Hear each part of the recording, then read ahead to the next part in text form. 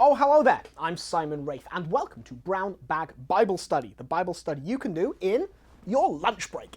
Now, this is an introduction to Scripture, which will give you some information that you might not have known and encourage you to read the Bible. But most importantly, it's presented in little bite-sized pieces, which are perfect to fit in with today's busy lifestyle. Every week, I'll concentrate on a small part of Scripture, either one of the 73 books of the Bible or a group of related books, and I'll bring you some interesting facts and information to help you understand it. I'll also be including links to further reading, articles, books, videos, podcasts, and so forth, which will help you learn to love sacred Scripture even more. This week, the first of the books of Chronicles. Now, like many of the paired books in the Bible, these books are a single book in the Jewish texts, and their division into two parts in the Christian scriptures comes from the Septuagint.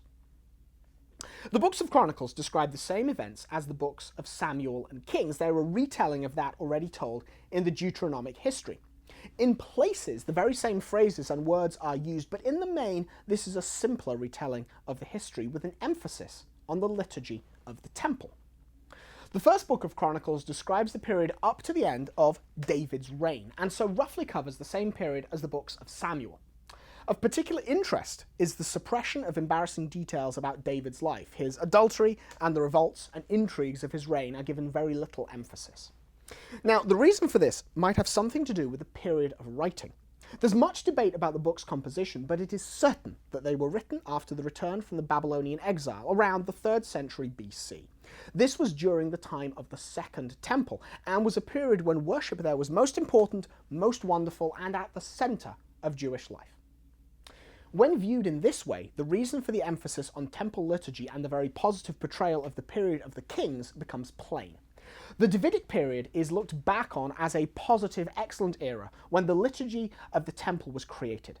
In the books of Samuel and Kings, however, the monarchical period is seen as one of defeat and failure, culminating in the eventual sacking and destruction of Jerusalem and the temple, followed by the dreadful Babylonian captivity.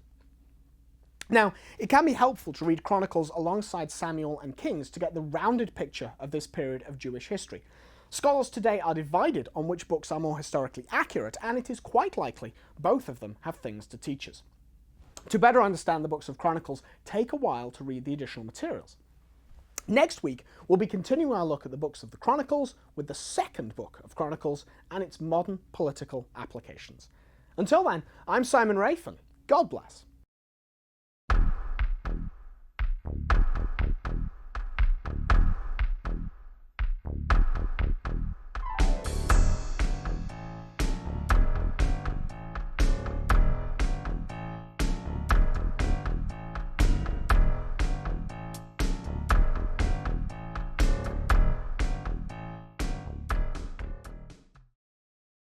To learn more about the place of Scripture in the lives of Catholic Christians, I urge you to read Pope Benedict's apostolic exhortation Verbum Domini.